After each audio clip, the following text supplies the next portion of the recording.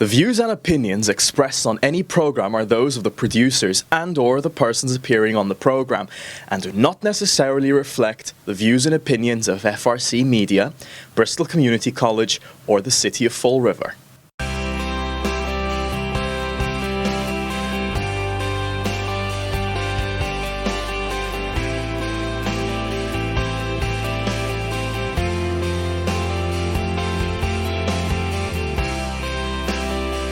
Welcome to our view on public safety. Once again, my name is Richard Aguiar. I am the Chief of Special Services and the Director of Fall River Emergency Management. Today I have two young gentlemen with me, Ryan and Ronald and Roland DeLog. They are part of the restoration company, RestoreNow. So when I go to fires, which I attend many fires, there's always a process after the fire. If you have a major flooding in a home, or fire.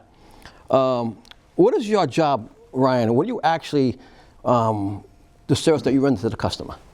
So at RestoreNow, we deal with insurance restoration claims. So after a fire, water, loss, there are certain steps and procedures you have to follow in dealing with an insurance claim loss. So we work on behalf of the homeowners and advocating with them for the insurance company to stop putting accurate numbers together to return their home back to its pre-loss condition. So I see here on your notes, water loss. I experienced that firsthand. If we have a fire on the third floor, the first floor, second floor is totally not destroyed by fire, but water. And Ronald, just talk to me about that, the water aspect of all this as well. Yeah, so we, again, we work for the client themselves, not necessarily the insurance company. When a home is infected, not just from water from the fire itself, but we also deal with water from pipe bursts. In the cold winter months, a lot of times if people are out of town, they'll turn the heat down because they're not using it.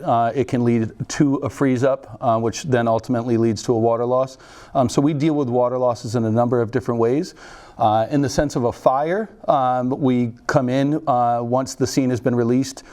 We help assess the water damage that's been as a result of putting the fire out for safety purposes. We then Matterport, which is a 3D image camera that allows us to do virtual walkthroughs after the fact and capture things in real time, in which we supply to the insurance companies to support the damage that's there. We also work alongside and try and partner with some mitigation companies in regards to getting the customers taken care of as quickly as possible. So, once again, when I'm dealing with fires, we have a bunch of guys that respond. They're bonnet companies, they're insurance adjusters, and all this stuff. You don't play any of those roles that I can think of, but why is it important for them to call you guys after a fire? Now, how do you actually would get called? Let's put it this way. How would you get called? Either Ryan or you. So a lot of it is from our past relationships working with previous clients, previous homeowners. We've had a lot of repeat business from people that we've worked with in the past. And once someone has gone through this process, they fully kind of understand like how many steps and procedures it takes to move forward in the process. As an example, say there's a fire, and you guys are on site at a fire scene. Once you guys have smothered the fire is out, what are the next steps? It's boarding and securing the building. So that way you don't have to worry about any kind of weather elements coming in, unwanted guests coming into the building. So we can help facilitate in regards to getting the building properly secured from the weather elements. Next step is then speaking with us, because then we can coordinate on the next steps of what needs to happen. If it's in the wintertime, getting the water lines winterized, that way you don't have to worry about any additional damage from broken water lines. Is the electricity at risk? Do we have to get temp power set up? Getting a mitigation company in there to remove all the wet affected material. Before that can even happen, the state of Massachusetts requires us to get everything tested for lead and asbestos. We do have to provide that documentation to the town when applying for certain permits. There are demo permits and the reconstruction permit as well through that process. So, so the insurance company the people should deal with you through the insurance company. Yes. And can they go directly to you, not the insurance company, or do you deal with the insurance company for them as well? So a homeowner has every right to choose whoever they would prefer to have perform the work to their home. There are certain companies that an insurance carrier can recommend, but we work on behalf of the homeowners, advocating for them. There are certain times an adjuster may miss something from the insurance carrier, and we advocate, well, hey, you may have missed this other room, or this hardwood floor is continuous and you have to account for this additional work in order to return the property back to its pre-loss condition. So we advocate on behalf of the homeowner towards the insurance company and making sure that the scope of work is accurate for them. Yeah, and I'll just add to that, we like to be involved as early as possible. We are involved in board ups. So as Ryan said, securing the building for a number of different reasons.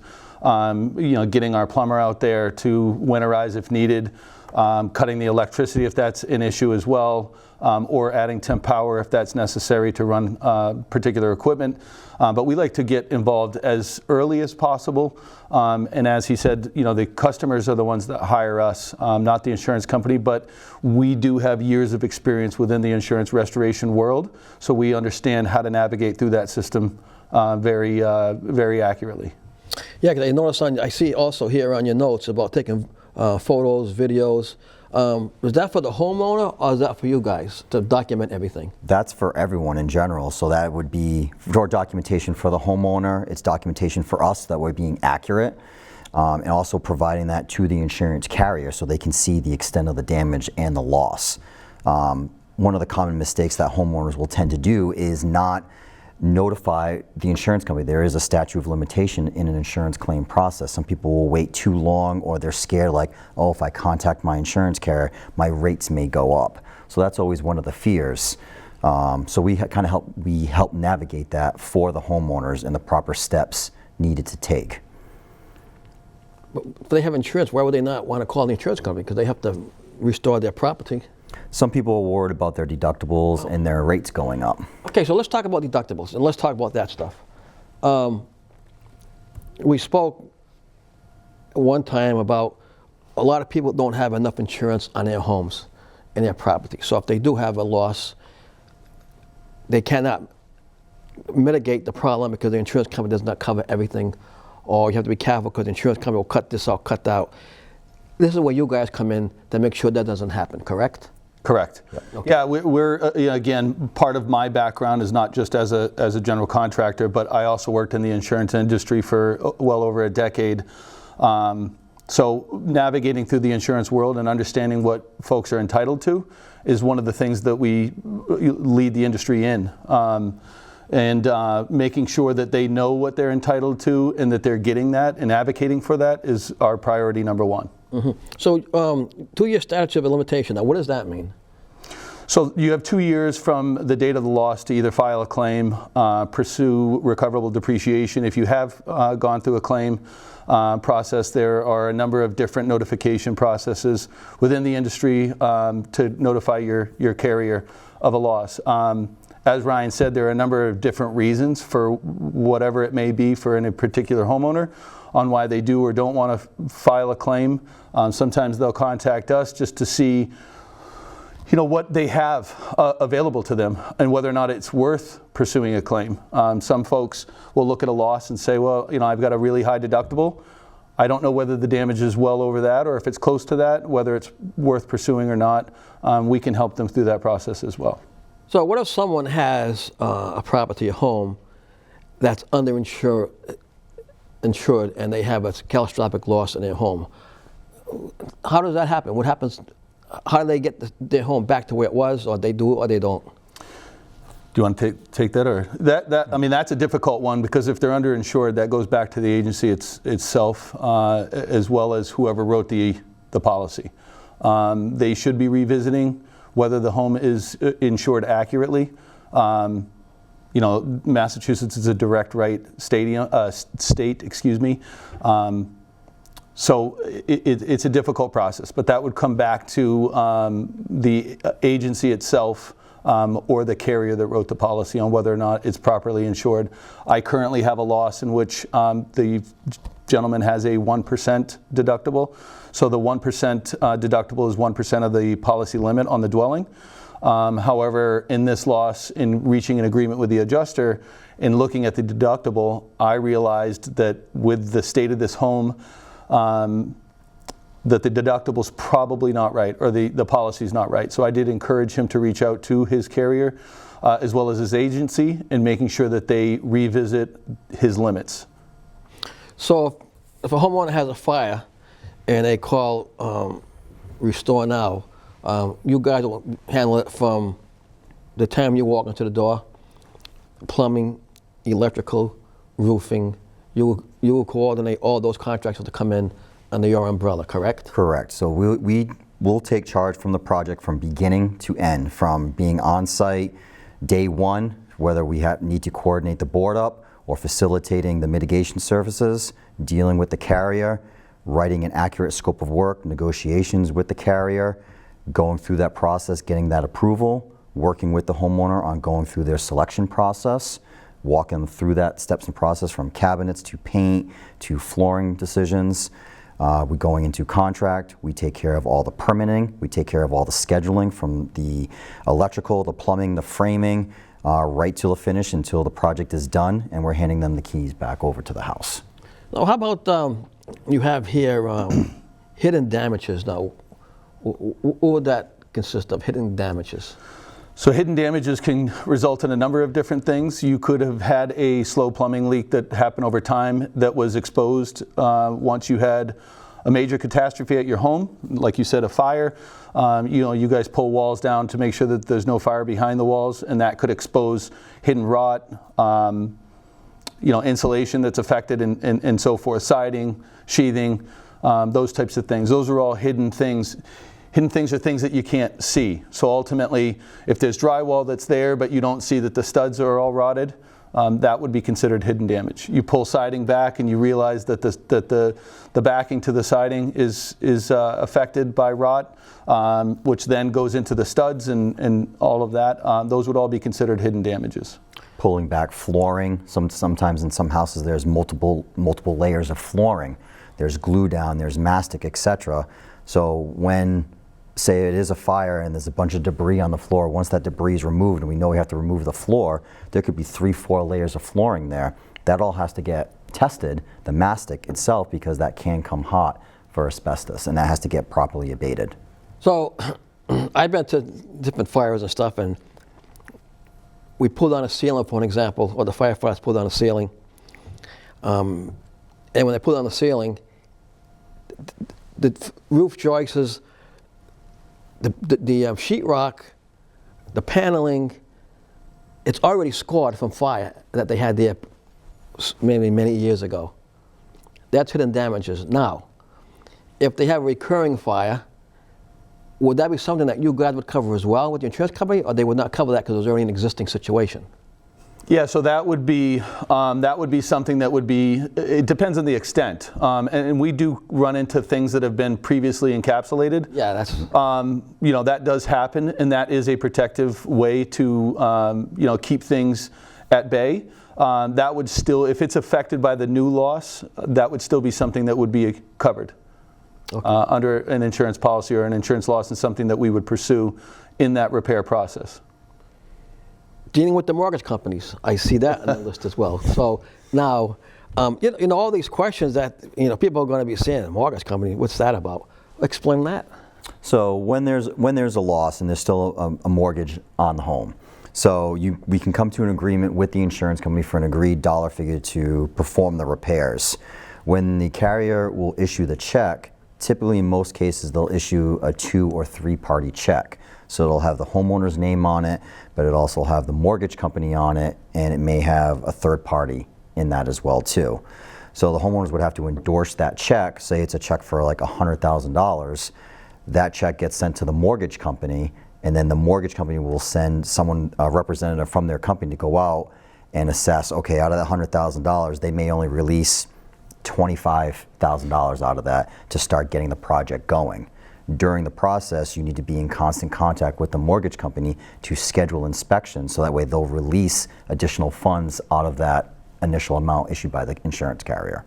So if a homeowner calls you guys, let's say they have a flood in their home or a fire, but let's talk about water damage, because that could be significant as well. They don't pay you direct. You collect off the insurance company. They don't have, you don't deal with them with money at all, right? The homeowner? How does that work? It kind of depends on the situation. So I mean, we definitely, if we are facilitating and coordinating the mitigation portion of that, there's a couple of ways the insurance carrier will want to issue payment out. They may issue payment directly out to the homeowner, to the agreed price with the mitigation company, and they put the responsibility on the homeowner to pay the mitigation company. Other cases, the insurance carrier may just issue payment directly to the mitigation company itself for whatever the agreed price is. That's kind of like phase one of an insurance claim process, is the mitigation portion. Once the area has been cleaned, mitigated, it's ready for phase two, which is the repair phase of that. That typically, they will always typically issue the check directly to the homeowner for the agreed amount. Now, whether that check has the mortgage company or not on it, it just kind of depends. If there's a mortgage or if there's not a mortgage on it, they're going to issue payment directly to the homeowner. Just to add to that, there are specific insurance companies that, based on direction to pays, which is a document that we have customers sign, within that document it's also a permit authorization. Within those documents, some carriers with a signed contract will pay us directly based on the stages. We have to, just like with the mortgage company, update them in regards to what stages we're at and what those payment segments are. They might not match our contract payment schedule per dollar. They may release it in specific increments that they choose, but we can get payments directly from insurance companies in that sense, which does make it a little bit easier on some customers. And that's, again, as Ryan said, that's some companies that will do that, but not all. There's only a handful of companies that will actually pay the contractor directly based on you proving that the work was not only done, but the costs were incurred. So what's your relationship with insurance and justice? I see a lot of those guys floating around at fires as well, with their pads and sign this, sign that, and I'm always reluctant about them walking around all over the place. So directly with insurance carriers, there's a difference between an insurance carrier and I think what you're referring to is a public adjuster. Public adjuster. So a public adjuster works also on behalf of the homeowner itself, but they're just dealing with the insurance portion of it. So if there's contents damage, they're navigating and documenting everything to submit to the insurance carrier. They collect a fee off the total price of whatever they settle the claim at, but they're not doing anything in regards to repairs, coordinating, scheduling, or anything in regards to that. Their sole focus is mostly on the number and doing that portion of the work. Yeah. So would you work with them and communicate with them as well, or once they do their thing, you'll do your thing and that's it? Yeah, we've been brought in numerous times by public adjusters, independent adjusters, and also insurance carriers to help navigate certain situations as far as like consulting, or maybe there was just such a big difference between the carrier and that contractor or that PA. Both Ronald and I have been called in as a third party to come in and mitigate and kind of look at it from a fresh lens and provide our expertise and our numbers and how we would feel if we were performing the work. We would submit a proposal based off performing the work, what we would need to do to perform that. Yeah, I mean, I'll add to that. Our goal should be in common with everyone that's involved in a loss, and that's to keep the customer, first and foremost, have them in their best interest in mind, and putting them back to where they were pre-loss condition. A lot of these situations, especially when you talk about fires, these folks are in distress. They're in a really tough situation that they didn't ask to be in. And I think everyone that's involved should keep all of that in mind and put them in the forefront for advocating to get them back to the way they were prior to the loss having occurred. And in some situations, even better than they were prior to the loss. A home needed repairs before the loss, and now they're in a situation to do things that they may have wanted to do prior to the loss. We deal with a lot of folks that, have had a lot of things in mind that they've wanted to do, and they've kind of put money aside, and now they have a situation that they're in, that they were forced into, don't want to be into, but we try and make that a better situation by helping them also achieve goals that they may have had set for years leading into this tragic situation. So part of my job at a fire is I'll speak to the displaced family or the homeowner, and I recommend, listen, you need to get this, you need to get that, okay? And they telling me they're going to call their own insurance company, and they're going to deal with their insurance company direct. Of course, I have to stay neutral. I can't recommend anyone, which I don't. But from what I can hear from you guys, that's a bad idea because you're there to help them. And most people that I also talk to, they always feel that the insurance company is going to try to screw them or cut them out of what they should be getting and stuff like that. When I have somebody like you guys come in, you're going to make sure that doesn't happen because you're going to work with the customer. You're going to give them the best product that you can give them for what they have on the insurance on their home, correct? Yeah, I will add something to that with a vehicle strike. Let's use that for example. A lot of people will say, well, I don't want to file the claim on my own policy because I don't want it to come into my history. They'll look to file it against the vehicle insurance company. I would never advise against that, or for that, excuse me. I would always file with your own insurance company in that particular loss. They can apply depreciation, the vehicle's insurance company, in which you wouldn't be entitled to recover because it's not your insurance company. Your insurance company should have your best interest always in mind.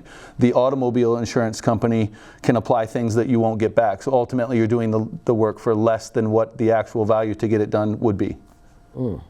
So they're kind of hoping you just accept whatever they give you for a value in that check, and you just get the repairs done, and not knowing that there is recoverable depreciation in some situations. So a lot of people don't seem to not understand depreciation and holdback in regards to that. So there's certain steps that you have to follow in order to recover that. So say, I'll go back to using the $100,000 example, that is the agreed price. Out of that $100,000, maybe $20,000 of that is being held back by the insurance company until you can prove that all the funds have been spent on the project towards the repairs. So there's certain steps that we have to follow in order to prove that to the insurance company and show them completion photos. Once that is done, then the carrier can start the process in releasing those additional funds out. So there are certain steps. A lot of times people tend, if they are a DIYer or something like that, they will just like, oh, I can do the repairs myself, and they'll do it for less. Well, then they're not entitled to that depreciation because they didn't use a licensed contractor. The other thing I run across constantly is if we have a fire multifamily home, 3 family, 6 family, and the tenant loses everything. So right away they say, well, the landlord's responsible for my contents. I says, no, they're not. I said, you have to have tenant insurance. And people don't realize for cheap money how important tenant insurance is. Once again, even if you're on a lower floor and the fire's on the top floor and you have water damage, that stuff is gone. The insurance company will take care of that for you if you have insurance. And everybody has a conception of, well, it's the landlord's problem. Well, it's not the landlord's problem. The landlord has insurance for his property, the entire property. You have to have insurance for your apartment. You guys run across that stuff? Absolutely. Yeah. And I completely agree with you. I would always advocate, and honestly, if you own a building and you rent it out, you should be suggesting to those tenants, and a lot of them do, that they should have tenant insurance that covers their personal property. The limit could be as low as $25,000, but that may cover everything that you have in your apartment. You can increase those limits based on whatever that payment may be. But in that particular situation, like you said, when we're talking about low money, it's maybe a couple $100 for the year. Yeah, and to cover all of your personal property that if you lose, you can't come back from. Yeah, No, so like going back to where you're saying like some people will think that the contents is getting covered under the property's insurance. The easiest way how I can explain, if you take a house and you flip it upside down, everything that falls loose, that would fall out of the house, would fall under your contents coverage. So in an insurance policies, there's coverage A, B, C, and D. Coverage A is covering the structure of the house. Coverage B is your contents, and everything that would fall out, all your contents fall into that coverage. So in regards to renter's insurance, they need to have that. I strongly recommend that. And I see it all the time, particularly when they have children involved and the kids lose everything, their clothing, the bedroom, and not just to fire, but to water damage, because water damage is just as bad as fire damage. Absolutely. You even, in some cases, more so. Because at least a fire you can rebuild, but that stuff you can't, you got to replace. And I see like these, teenage age kids, and they lost everything, and they're all crying and everything else. And I was saying to myself, just a simple $200 a year, they could have everything back. It's like, it boggles my mind why people don't look into that. And when I got married many years ago, 40-something years ago, when I rented my first apartment, the condition was we had to have insurance to be able to live there. Yep. And in which that was part of the agreement, and we did. We had to have I think back then it probably $80, $60 as whatever it was back in those days. But I knew about this right from the get-go. And I think it's important that if you're going to have insurance, a lot of these commercial companies now coming in and renting apartments, they're emphasizing you have to have insurance or you can't live here. And it's important. I think people are being educated on that now, because back in the day, people were not educated to that. And I always felt that people, here's the rent. I got to pay another $100, $200 to insure my property because rents are going up, and that's another burden on them. But they don't realize that it's going to save everything that they have. But it even helps if they are displaced, or say there was a fire upstairs, but that smoke and soot didn't directly affect their unit, but it's in their clothing. Their insurance will help cover to get that going to a textile cleaner to properly clean that, so that smoke smell is removed from the clothing.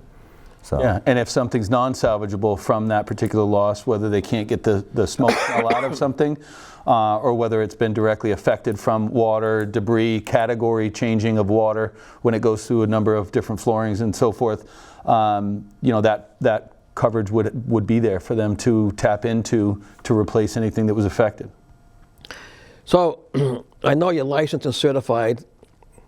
So how do you guys come to the point where you get a license? So both Ronald and I have our CSL licenses, which is an unrestricted contractor's license, so we can both pull permits for residential and commercial properties.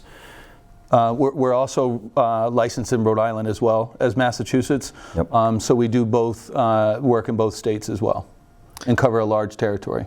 So I hope this helped everyone out there about restoration and insurance. This company, there's a lot of them out there. I just happen to choose this company to come and speak to you. I think it's a good idea. If you have a situation, please contact someone like them, not necessarily RestoreNow, but from what I can see here, they're a great, reputable company. And I hope you enjoyed the show. See you next time. Thank you very much. Thank you, everyone. Thank you.